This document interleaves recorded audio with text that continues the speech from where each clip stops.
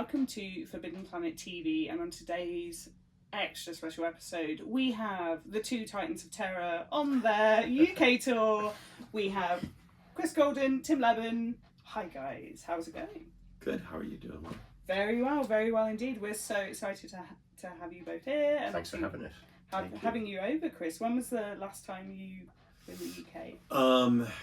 I unofficially I was here a few years ago, sort of passing through on my way on a holiday. Okay. And in fact I dragged Tim along the South Bank to get chocolate because I had gone into this one store the last time I was here. But officially, I don't know. It's probably been since we did World Fantasy. Or Edgelit? Edgelit, yeah. Edgelit was the last probably time officially. Oh, that was 2019 because it tied in with the anthology launch with Frank Turner. Yeah. Exactly. Wow. Yeah.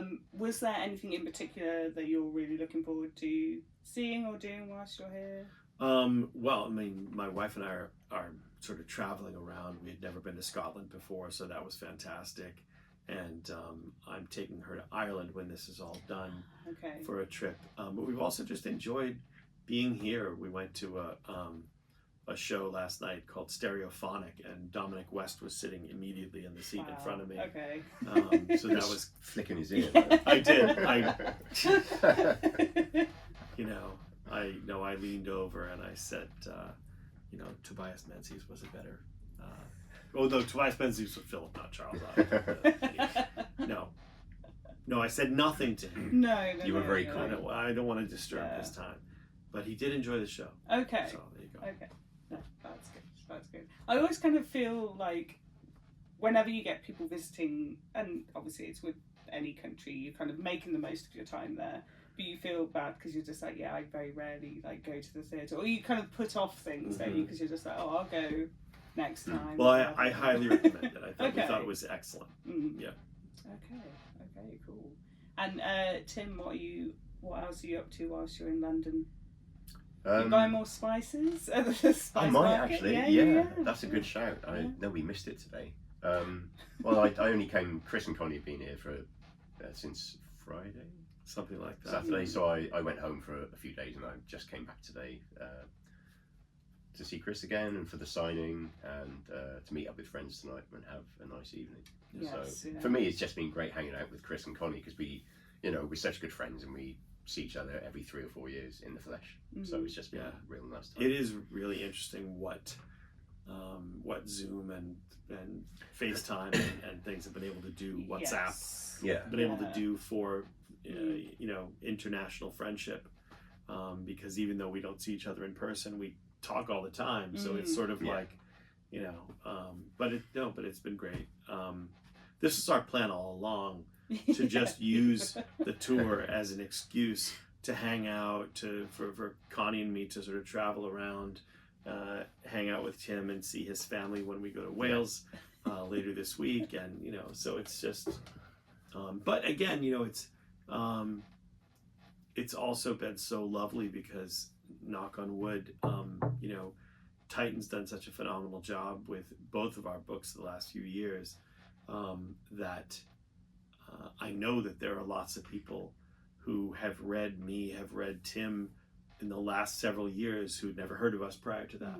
And so I thought this was a perfect opportunity to try to get out and just say hello and thank booksellers and all of that, because that's key.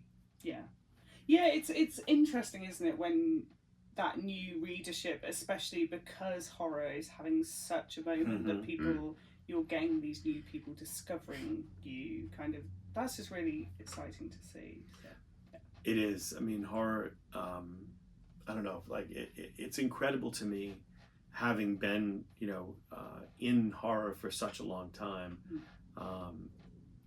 that all of a sudden we're in this moment that I honestly never thought I would see.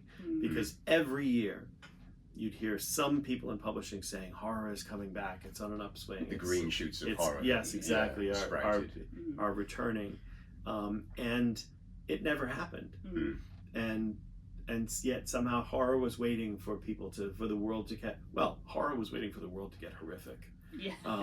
So that people would look to horror as a kind of a salve on their spirit. But I do have a theory about this, which is that, you know, and there's no offense to writers in other genres and fans of other genres, but horror's original golden age came about because of Stephen King and Anne Rice and Clive Barker, and it caused publishers everywhere to buy as many horror novels as they could and publish as many horror novels as they could, and there weren't that many talented horror writers at that time, and so they ended up buying books by people who didn't know anything about horror but felt like they could sell a book if they wrote a horror novel, or they bought books from people who weren't very good at their jobs. And so people who loved horror started running out of good ones and started reading the latest things, and were like, well, maybe I don't actually like this genre as much as I thought I did. And so horror crashed. But now we've had decades where horror has been has had an incredibly vibrant underground indie publications and preparing this 2 generations of writers, right, who do know what they're doing, they're doing, and are talented. And even more than that, I think that's the reason why horror is maybe the most diverse genre, because you have such massive diversity in the voices that you're getting in horror publishing right now. Because in indie publishing, everyone has always been welcome, and so now there are these great. So every time a publisher is like, we need more horror on our list, there's yet somebody else great, yet somebody else who hasn't been tapped yet. So I just don't see any reason why the current sort of, you know, vibrant horror should absolutely continue. I've no doubt it will. Yeah. Fantastic. And for people like me and Chris who were starting to write it back when the crash boom was crashing, and who went, you know, who worked with the indie press back then to get our stuff out there. It's nice for us to be able to see that happening, and you know, for us to see our stuff published alongside. Which is great. Really well published.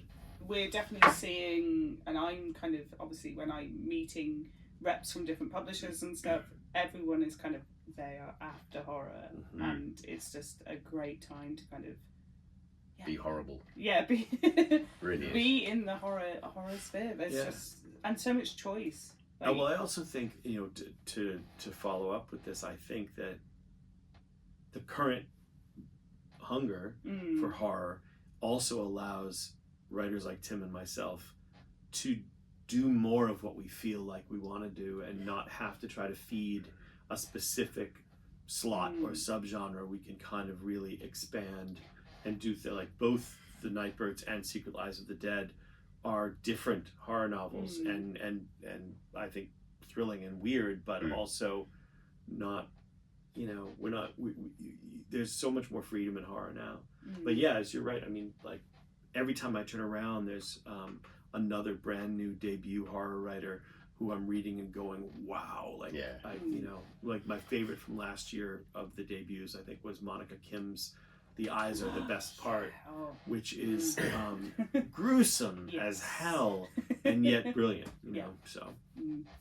Very, very good. And I think it's interesting you mentioned about the freedom of horror, because we're seeing potentially in other genres, so things like romantasy, which has obviously become the big kind of fantasy movement of the moment, but I think maybe some of the epic fantasy is getting left behind, because that's where the market's going, that's where the money's going. Right. But I think that's not happening in horror, which is just fantastic to see. Like you can say, okay, I want, you know, body horror, or you know, I want some creature feature or whatever, and you will find. Maybe we're going to see romanta horror. Romanta horror. I think it's already happening. Is it? Yeah, right. I think it's already happening. But I was just going to make some notes. Yeah, but I think you're right. I doubt we will see a movement like romantasy and horror, because I think horror's, sorry Chris, it's sort of less compartmentalized a lot of the time anyway. It's a bit more almost like free flowing in the sense that I think there's almost something for everyone in that genre, pretty much. So you can take someone to the horror department like in Forbidden Planet and say, hey, what do you fancy reading? Because there's so much choice here. But I think with the romancy craze, and it's obviously great to have people reading. Absolutely. But if all the focus goes there, a lot of the kind of epic fantasy that would have been published is now going to the indies, which is an interesting place because, like you were saying, that was somewhere that horror authors were going to get published. Right. I do wonder if some readers, because they're reading a certain subgenre that they recognise, are less inclined to branch out into other subgenres. You know, like the horror thing. There is the body horror and extreme horror and supernatural horror, but it feels to me that it's more generally under the a more general umbrella, and that's understood. Yeah, it is, and it is a big umbrella. And you know what we've always said is that, you know, horror is the most versatile genre because almost anything can be a horror novel. Right. It just depends on how you tell the story, right? Yeah. And but you're right. I mean, I think we're in a position where, I mean, romantasy. Look, I'm thrilled that all the TikTok girlies out there got people into bookstores and ordering books and reading all of this stuff. Phenomenal. Because eventually those readers will branch out and read other things. So fantastic. But I think you're right. I mean, horror, I think people come into horror and they think, what else is there in this? What else will give me this same charge? You know, so. And there is a really lovely camaraderie as well, I think, in the horror community as well, which is really nice. And you see kind of the same people popping up at different horror events, and it's just nice that everyone's kind of got each other's backs. I think that we still feel we're in the trenches a little bit as horror writers. You know, there is this big surge of horror, and it's popular, and you see it on the shelves in the supermarkets now. You know, so selling more books through supermarkets and stuff. But there's still that, certainly for people of an age, Chris. There's probably still that feel that we're all in this together. You know, and we're all, and it is a good community spirit. You know, we feel that we're in it together, and there's a lot of encouragement for each other, as opposed to, you know, he's doing better than me, or that side. You know, there's professional envy sometimes, which is relatively healthy, but also a real supportive atmosphere in the horror community, which I've experienced since I first entered it, you know, almost 30 years ago, which is a bit scary. I think about what the late author Rick Howdler, who was a dear friend of mine, would always say is, you know, if it can't be happening to me, I'm glad it's happening to you. And it's and that's something I do think that there is less of that perhaps in some of the other genres. And again, no offense, but I do feel like it's because horror is such an underdog, has been up until now such an underdog genre that people did stick together. People did sort of encourage each other and push each other, lift each other up, which is exactly. And that's why we wanted, our event tonight in London. We have V. Castro and Gemma Amor and Ali Wilkes with us, and obviously all of us will benefit from all five of us being there. But it's just more fun, and it's more fun for the people who attend, and it's more fun for us, and we love and admire those writers. And so this is, and it's more fun for them because we're all friends. Yeah, all exactly. five of us know each other well, and we're all friends. Exactly, you know, and mutual fans. I mean, this is the thing is that we, I think for the most part, most of the horror writers I know truly believe that the rising tide lifts all boats. Yeah, and you just want to support each other. Horror writers are just great. Yeah. What more can you say? Exactly. I think as well, just, even when you're kind of commuting and stuff and you're reading a horror novel, I've had more people engage with me when they're just like, oh, hey, what are you reading? Really? That's because they're just, I think there's just such interesting, like the Monica Kim, that cover was amazing. It's the kind of cover that people are just like, oh, hey, what are you reading? What the hell is that? Yeah. Some people still get quite disturbed though when you actually explain that it's about a young Korean American girl who gets obsessed with eating eyeballs. Why would they be disturbed by that? Why? Eyeballs aren't disturbing at all. No, necessary. I used to know a guy. I used to go to a heavy metal club many years ago when I was like late teens, and there was a guy who worked at a butcher's, and he'd always come with a bag of sheep's eyeballs. And when you turned around, you'd find one in your pint. Or he'd pop them behind his glasses and stare at you. They're disturbing as hell. I don't know why that pops into my mind, and I really wish I hadn't. Now you won't be able to get rid of it. Have you written him into a story? Yes. Yes, I Yeah. have. Because my first thought is, how do you know they're sheep's eyeballs? Yeah. Yeah. There we go. Ew. I know. I remember. I think it was earlier this year when we had Clay McLeod Chapman in, and we were chatting about. I was reading What Kind of Mother on the tube, and someone stopped me because they thought it was like a spirituality book. Oh, right. And then I described what was like. Oh no, it's and there's peanuts, and then this woman just got up and moved 3 seats that way. I And love sat back that. down. You should And I have was just just totally like, sold it to her.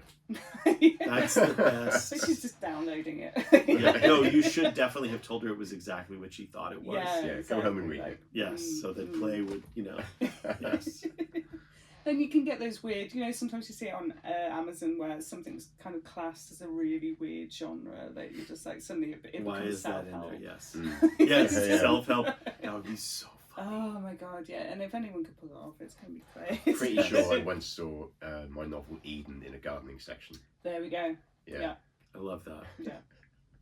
I've seen it like even happen sometimes in our stores because obviously sometimes if they're rushed and they just see a book and they just like the title and put it out. They would just be like, no. Please move that. Thank you. So, Chris, all aboard the Christabel or not, as the book may suggest, what can you tell us about the Nightbirds for anyone out there who hasn't yet read it? Well, so firstly, read it, is what I would tell you. No, the Nightbirds, I guess if I'm telling you what it's about, for me, I always have difficulty not just sort of separating out things of what it's about and who it's about. Yeah. And so the 2 main characters, there's a guy named Charlie Book, who is a biological researcher in the state of Texas. And his work currently is on the Christabel, which is a half-sunken, century-old, rusted-out freighter that's just off the coast of Galveston, Texas.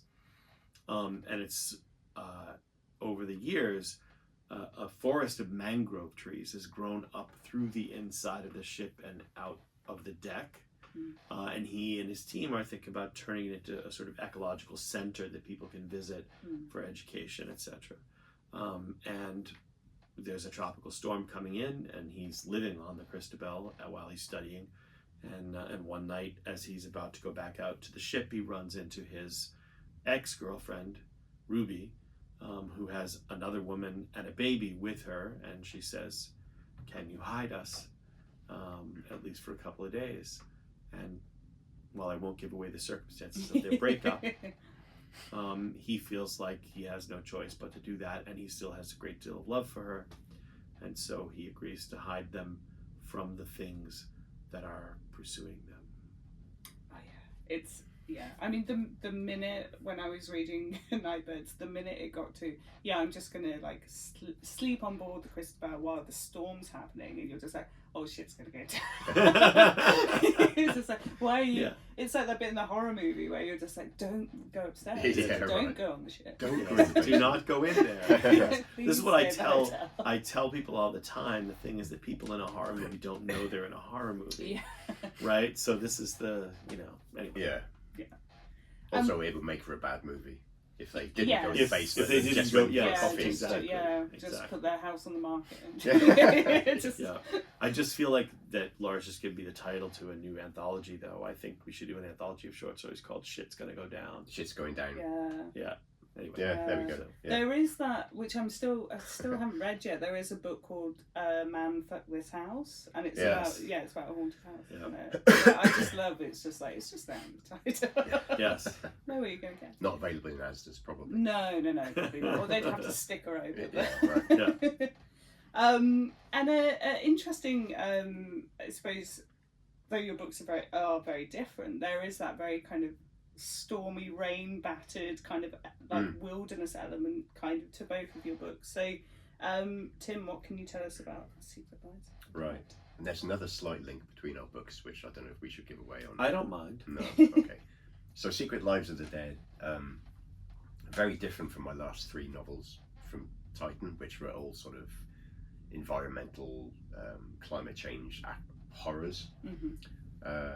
I wanted to write something more crime and thriller tinged, which I think I did. But also I can't keep away from the horror, or rather horror can't keep away from me. So however much in my head this was going to be a thriller and a crime novel, it is a horror novel as well. It's quite, you know, we should talk about mixing genres. I never do it intentionally. I never set out to think, right, I'm going to write a crime, folk horror, thriller, love story. It just happens, you know. So Secret Lives of the Dead is about the two main characters, Jodie and Lem. Jodie's father was killed by Lem many years before, and she's been in hiding ever since. Lem is a character who is trying to lift a curse on his family. He's a very brutal character, but he's also, you know, I try and sort of get into his mind and figure why he's so driven. His family's cursed because one of his ancestors murdered a witch. She was grown into a tree. They chopped the tree up and spread all the parts all around Britain to stop her powers. And Lem thinks if he brings these relics back together of the witch, he'll lift the curse on his family. So he's searching for relics of this witch that have grown into a tree. Weird sort of wooden things with bones going through the centre. It's pretty grim and also occasionally a bit ambiguous, because every time he gets a relic, he has to blood it. So he's a murderer. He's single-minded and utterly focused, and probably one of the most brutal characters I've ever written. Readers seem to really chime with him as well, which is great.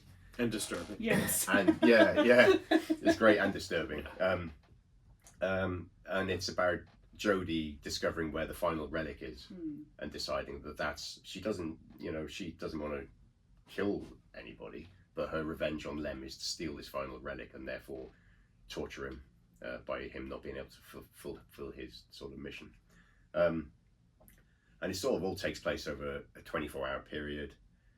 And it's sort of a chase novel as well, but she drags her partner and their good friend into her ship.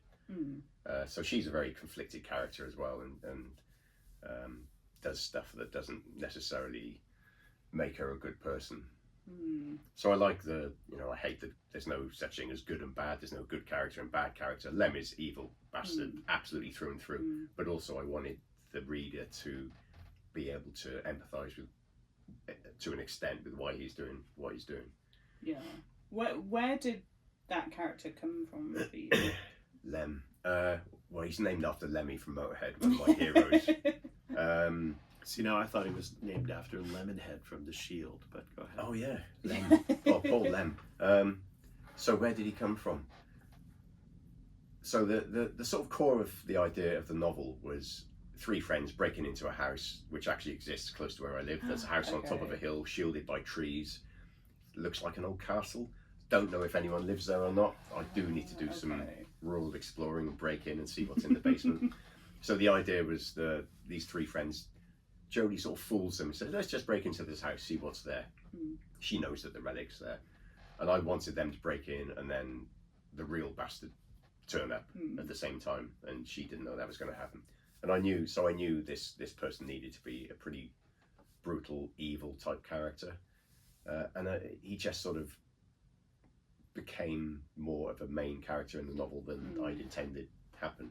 Jodie was always the main character, but they're sort of joint top billing in the novel, as it were now. Probably with the names above the wrong person on the film poster. Oh yeah, as usually happens. Yeah. I love when they do that.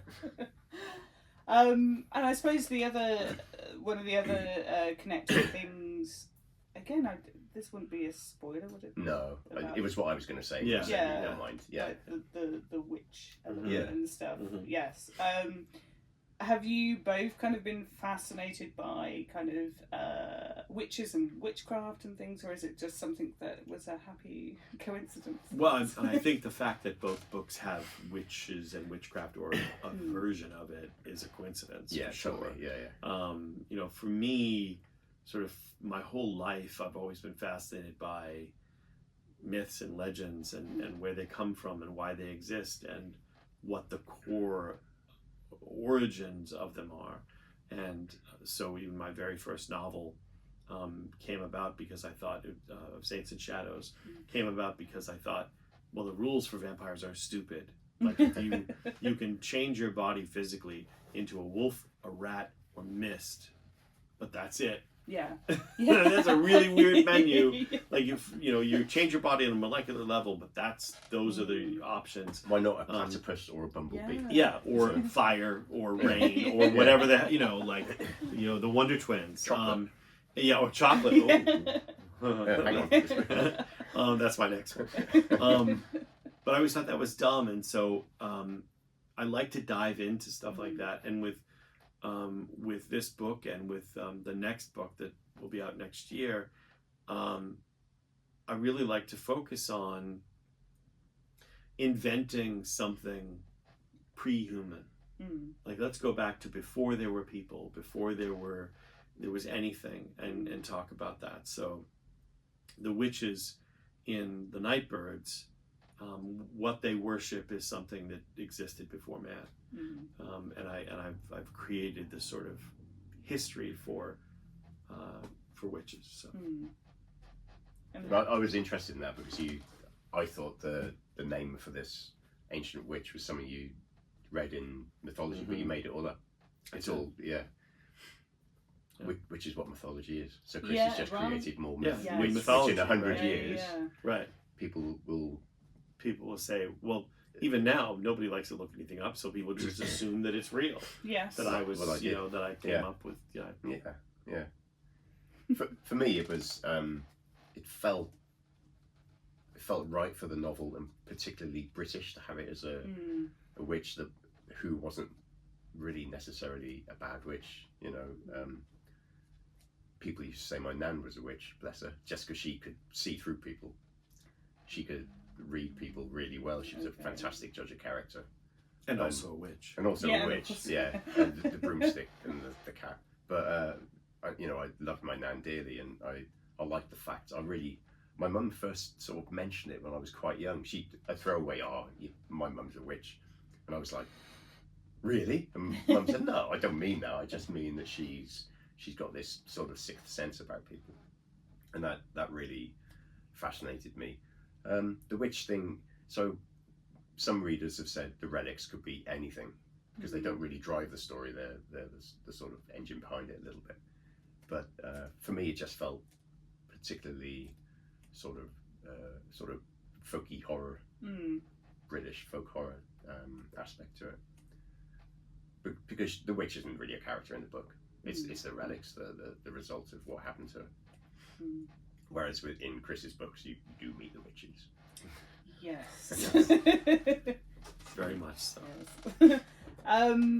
I think as well, something in both your new books as well as your kind of backlist is kind of the importance of almost the everyday, that you have, whether it's exes, best friends, you have that kind of, you can put yourself in the shoes of those characters, and that's what makes it kind of so much more impactful to read. So how do you, or where do your characters kind of start for you? I say all the time that I feel like every single person has one or several things going on in their lives at any given moment that maybe we're managing. We've got it sort of under control, but just one outside catalyst, one thing could set everything aflame, basically, right? It could just screw up everything for you. And I think that so many times I love the supernatural to be the thing that enters the life of an ordinary person and just upends everything, because it forces you not only to sort of combat whatever that thing is in a very real way, but also to decide what's really important to you and look at that. And I'm just always interested in that. And I do, I do think that half the fun in writing any story is trying to come up with a sort of flawed human cast and kind of set them loose and see what happens to them. So making your characters as real as possible. Like I said, there's no such thing as a pure good person or pure bad person, and I always like writing about the shades of grey. But I think one of the reasons why the silence is still, I loved Secret Lives of the Dead. Obviously, it's an amazing book. The Silence is still my favorite novel of Tim's, because the family in that book shows what you can do with nothing but actual good people, right, with good relationships, but you put them in dire straits, and you see what they're made of. Yeah, and it confronted by bad things. Yeah. I've said before that family is my family, absolutely, at the time I wrote the book, without me really consciously understanding it. Even the dog, it's So, and I'm not sure I really twigged that when I wrote it. My wife read it and said, "This is us, isn't it?" I was like, "Oh, actually, it is." Yeah, strange thing. But it shows how you draw on your life when every book's got a little bit of autobiography, and you draw on the people however much it might say at the beginning of the book, not based on any characters. Right. There's sometimes characters are amalgamations of aspects and character quirks from friends of yours or people you don't like, and you bring them all together. People you don't like, you kill horribly, obviously. Of course. Actually, just change the name. Actually, I usually kill people I really like. Right. Okay. Yeah. I that's true. Interesting. It is interesting. I'm going to move away slowly. Yeah. And I think, Tim, in your book in particular, there's a very kind of that personal element. So I presume a lot of people at home probably know that you're super into endurance, like running and keeping fit, and you almost have that pace in the book of just, this makes sense that Tim has this like high speed kind of like, it sort of starts with two people running. Yes. The book, out for a morning run, and that's right about what you know, and but I wanted it to be really propulsive. That's why it's set over 24 hours, and it needed to be I didn't want the sort of novel where they drive 100 miles and hide for a night and then drive.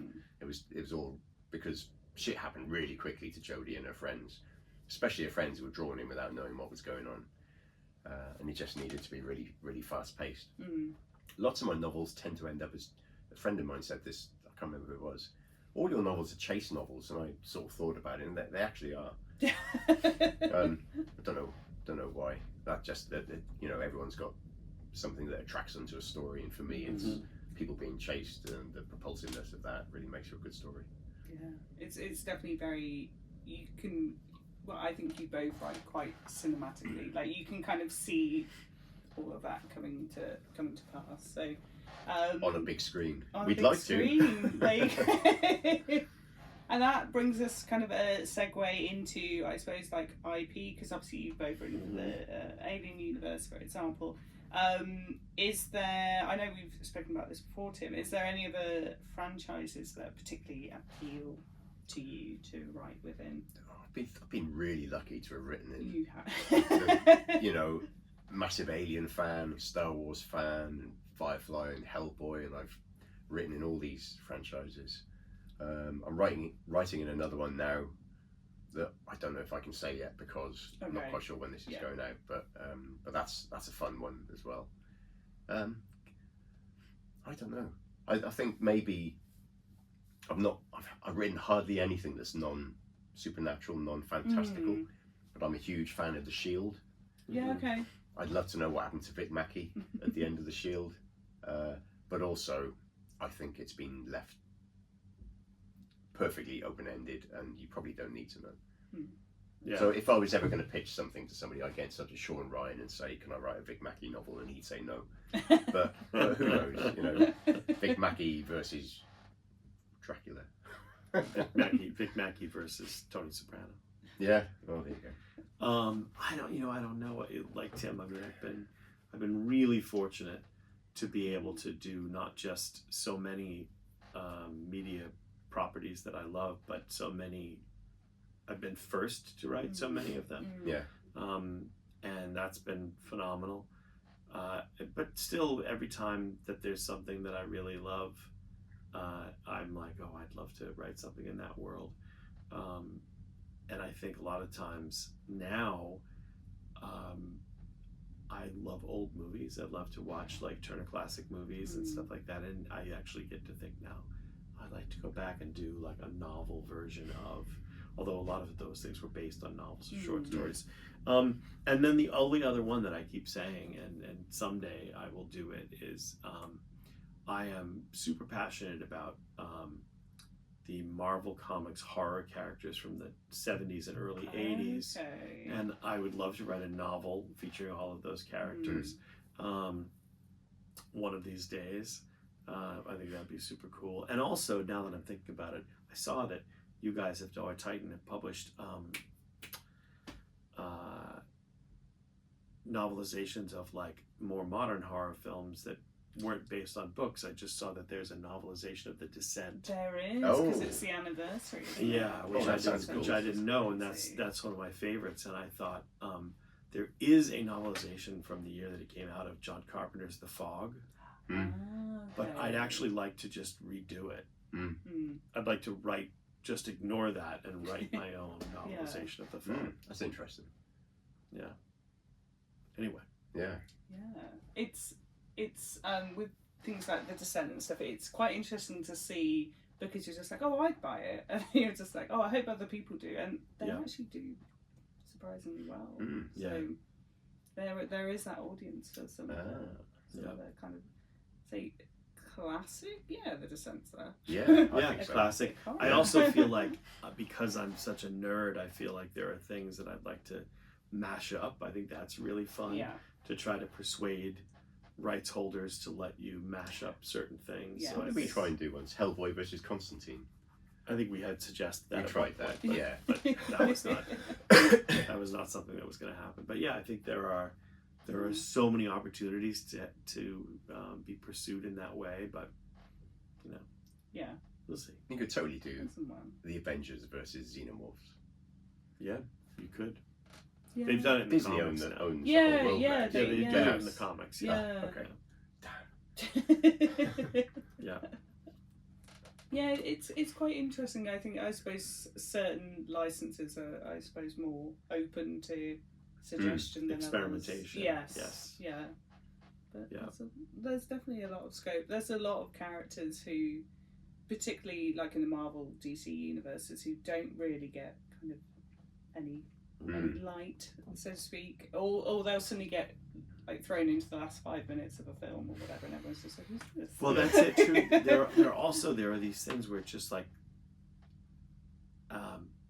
for instance, since you're talking about the Spectre, it's one of my favorite DC Comics characters. Phenomenal, both the original stories and the run that John Ostrander and Tom Mandrake did in the 90s, I guess, and I feel like that character deserves a real adult horror novel, not just a typical tie-in or an adaptation of an existing story or whatever, but something,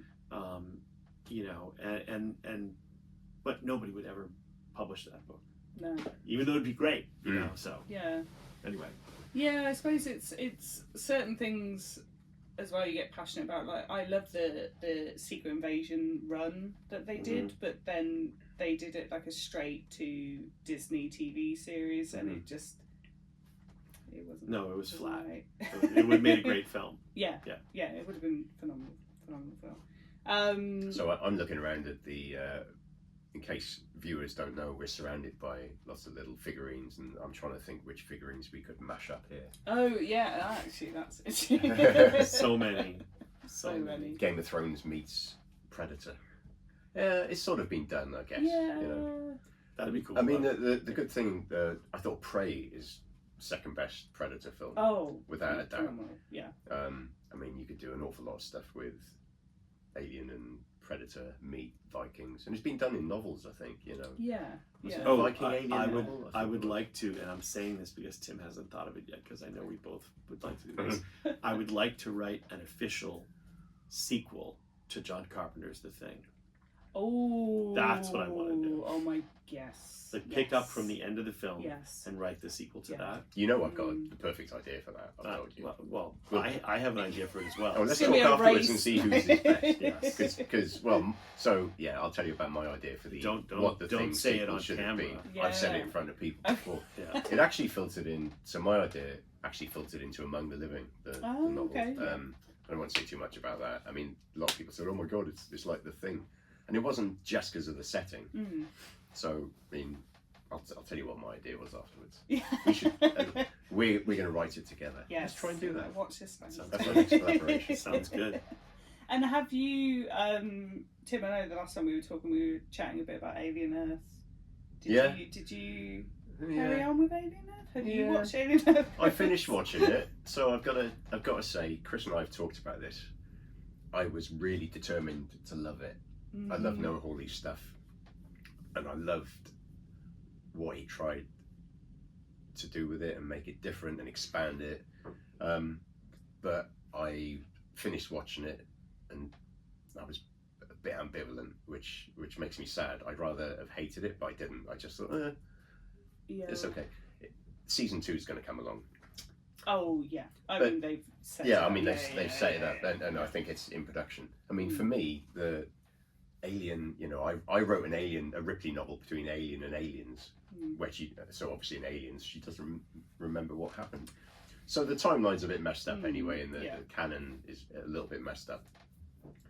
But it's got to end with everyone dying, surely. Yeah. Because nobody knows about the aliens, even 50 years after these events. So, what's I'd like there? them to just reboot and just start with a real alien Earth, which is the crash landing on Earth in 2030, and and the xenomorphs running wild. Well, the end of Alien Resurrection essentially was setting it up for a film Left on Earth. This is another idea I've got for the Alien universe, Yes, which I've talked about as audio and comic, and I'm determined to get it happening at some point. I mean, as for the TV series, I mean, so I watched the first 4 episodes. I love the eyeball alien. Yes. I love the concept of the children in the androids' bodies and how that all happened. The Peter Pan thing is a great aspect to it. It's really good. The actors were spectacular. Yeah, the actors are great. Adult bodies. Actors are great. My jury is out on it because I stopped at a certain point. Those paying attention to what's happening in my country may be aware that a lot of people canceled Disney Plus and Hulu and everything over free speech issues, and I'm one of those people. At some point, we probably will re-up because that issue, temporarily at least, is resolved. But we'll see. Surprisingly so. I mean, I'm happy it was, but I was also surprised. But let's not get into politics. Not this early on. But finish watching it, and we'll compare. Our jury will retire to reach its deliberate. Yes, exactly. Yeah, I think I did enjoy. I think it was Brian Keane on Instagram who was like messaging about just a similar thing, just wanting to like it, and just like because I think everyone was kind of waiting for something like that to come along, right? So I mean, my idea would make a great Alien TV series to any producers watching. But we'll see. You know, again, for me with the Alien as an IP in general, my issue has always been that I feel like so often the things we want from Alien are right there. And constantly it's just sort of like, nope, we're going to zig over here and zag over there and not give you what you actually want from this. Let's just tell another predictable story. Another version of what we've seen before. Alien Earth isn't that at all. I don't think Alien Earth tried to be very different and expand the story. And I think probably because I'm a massive Alien fan, they could have told that story without the xenomorph in it. Yes. And it would have been right. And isn't that's the thing? Yeah. You shouldn't be able to tell. You shouldn't be able to remove the eponymous character and have it not. Yeah. But maybe season 2 will open it up and blow us out of the water. Yeah. Sort of hope so. Yeah. You kind of worry a little bit because I know a lot of people were disappointed with things like Rings of Power because, you think, oh wow, there's a huge universe, there's a huge sandpit to play within, but then obviously it's just this tiny bit, and it's just this, you know, group of people's view about what that would look like. It didn't quite hit, but because it's Amazon, it will get like 4 or 5 seasons, and like, you know. Again, off camera, I'll tell you about my alien idea. And it's genius. I'm going to chat to you If guys. he does say so himself. Yes. Yeah. I have no doubt. You know it. I do. And so we're coming towards the end of the interview, but I'm intrigued to kind of ask, and this is going to be kind of going live on November, like the run up to Christmas. What are your kind of underrated horror books, films? Oh, underrated. Yeah, that people should be checking out for Christmas. Oh, wow. You first. Oh, I'm thinking, yeah. That's because I'm having trouble. Underrated Christmas horror. Oh, blimey. Doesn't need to be Christmas necessarily. Maybe just like wintry or just good like Christmas gift ideas. But those classic horrors that get overlooked, maybe. It's not very Christmas. Well, it's not very Christmassy, but something I was thinking about when we talked about novelising old films. It's Jacob's Ladder from 1980s. I remember going to see that with my wife. Tim Robbins. Yeah, just incredible film. We said let's go to the cinema. What's on? I don't know. This film called Jacob's Ladder, and it just blew me away. It's still in my top 5 horror films of all time. Novelising it'd be very difficult because a lot of the effect of the film is the visuals, without a doubt. But it's such a great story. Yeah. I don't know why that leapt to mind. It's not like A Christmas Afternoon. It wouldn't replace The Man with the Golden Gun, the James Bond film after the King's speech. But if anyone hasn't seen that, it sort of aged a little bit, but it's still got some incredibly disturbing stuff in it. Yeah, it's incredibly creepy. You know, it's hard to do. You know, you're talking about gift ideas. Yeah. Just you know, you're buying. Like... You know, nobody's. See, I think that people should still be buying Blu-rays and all of that stuff because physical media. We've learned, of course, that the things that we download, even if you pay to own them, aren't really yours. So I think buying physical media is a great idea. So of course this year everybody should buy Sinners. Oh my God! Yes, which what a great amazing. Great film. Yes. But there are also so many collections out there of great things, and you know, here, if you want to buy me something, because I do have an international like Blu-ray player. Yeah. I want the Hammer box set of the Hammer films. I know there's one a Blu-ray box set, and so many other things. I just feel like I guess my advice would be to sort of take the people that you love who love this kind of stuff and go backwards, go into the past, and explore the things that inspired all of the horror writers you love, both in books and in comics, and try to like go back and pursue the roots of those things. Absolutely. As far as going forward, I have to say that my big gift recommendation for the horror book lover in your life is everybody, and I'm sure you will anyway, needs to read Joe Hill's King's Sorrow, which comes out end of October, which it'll be out by the time you see this. And I think it's his best work. I'm a huge fan of Joe's writing, and it really reminded me of what it was like when I was like 15 or 16 and reading these sort of big doorstop horror novels that I consumed voraciously. And it's terrific. It's got a ton of imagination,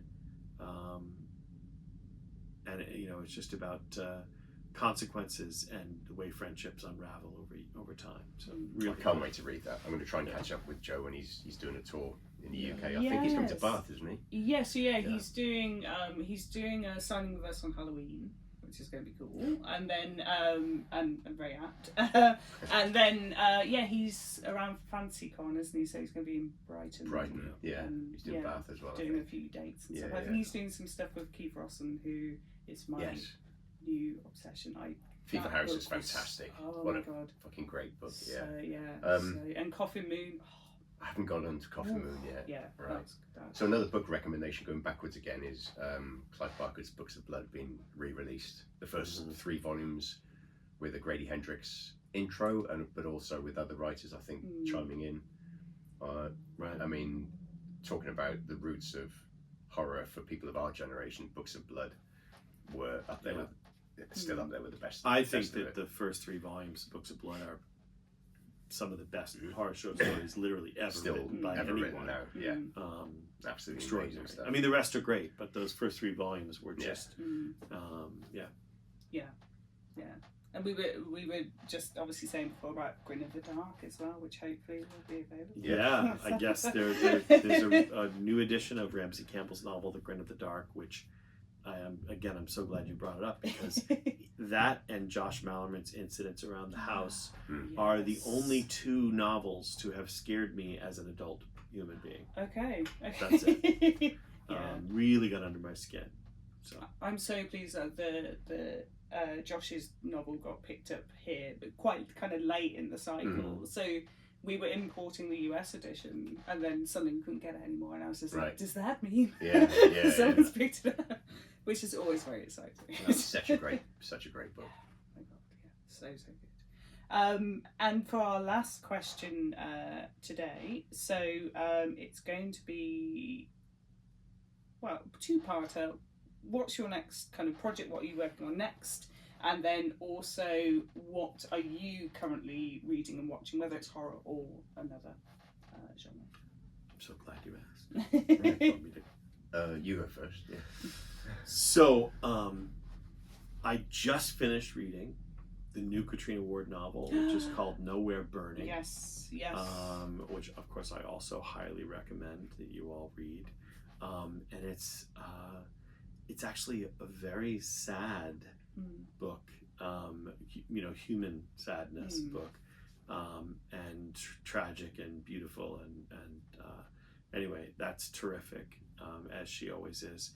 And as I've actually just started to reread The Shining for the first time in about 30 years. So that's been really cool and interesting, and there are things that I didn't remember, which is nice always to rediscover things. As far as my new books, I continue to write all kinds of comics with Mike Mignola, mostly at Dark Horse and other companies, and my next novel will be out next year. And I haven't really talked too much about it, but I'll just tell you that it's called Carry Me to My Grave. Cool title. Yeah. Thank you. Very good. So I'm currently working on a novel that I mentioned earlier that I don't think I can talk about yet. When's this going out? It'll be November. I better not say when it is, because I'm not sure when it's being announced, but it may have been announced by the time this goes out, and if it does, just Google it. It's based on a computer game, and I'm having so much fun with it. So that's, and I've also got a novel of my own that's half finished that I'm hoping to get back to as soon as this is done. That's called The Skin of His Teeth, which I haven't finished or sold to anyone yet, but I'm hoping that'll be out at some point. And a load of short stories I've got to write, and the alien idea that I'm pitching to people, which I'll talk about after this, and the things which Chris and I are going to have to talk about. Listen, I'm down. Let's make it happen. Let's do it. Actually, the last book I finished reading was on the train here, The Nightbirds, by somebody called Christopher Golden, which is fantastic. There we go. Just in the nick of time. And weirdly, it's there it is. Right there. Yeah. Absolutely terrific. Yeah, loved it. Of course I loved it. But yeah, it's fantastic. I don't want to say anything about the end. What do we say, £20? Yeah, that's 50. Yeah. 50. Yeah, I'll say something about the end afterwards when we're not, when there's no spoilers, but I loved it. Yeah, terrific. Thank you. What am I watching? So the latest film I watched was Dangerous Animals, which I thought was really good. Pitched as a shark movie. It wasn't a shark movie. Well, the shark was a human in the film, really. But I really enjoyed that. We mentioned Sinners, which is a great film. Film of the year for me, I think. So good. And weapons. Yes. Do you know, I still haven't seen Weapons, and I really do need to. I said to my wife, Halloween, we're not doing anything, we're not going out for Halloween, so I said to my wife, horror evening. So one classic and one new one. And the new one's going to be Weapons. Okay.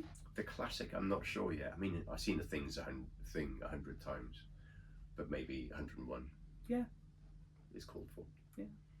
I think we were saying about this isn't a spoiler for Weapons, but we've got Comic-Con in a couple of weeks, and me and the marketing manager were saying we're going to be running around like the little kids. Yeah, well, I'll join. I'm going to Comic-Con as well, so I'll join you. Yeah, we'll have to order. I'd be willing to bet that if the three of you started doing that, running through the convention, you would pick up other people who would start following you through the convention. You could come on, you know. Actually, Adam Neville posted a reel or something of his he taking his daughter to see it.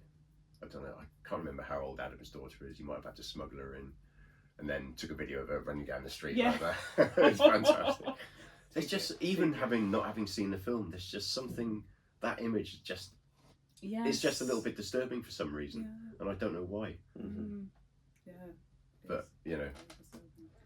But yeah, well, thank you so much for joining us today. Thank you. We're going to grab Laura. some signed copies. So for anyone who can't make the event tonight in London, there's one coming up in Bristol, and you've got another couple of events. If anyone can't make them, we will have signed copies. So please do grab yourself a signed copy. It's the perfect Christmas gift. Absolutely. Love it. And we will see you next time. Bye. Cheers, guys. Thank you. If you're enjoying watching Forbidden Planet TV and you're enjoying watching us talk to the world's most interesting and accomplished filmmakers, authors, artists, musicians, creators, subscribe right here. See you soon.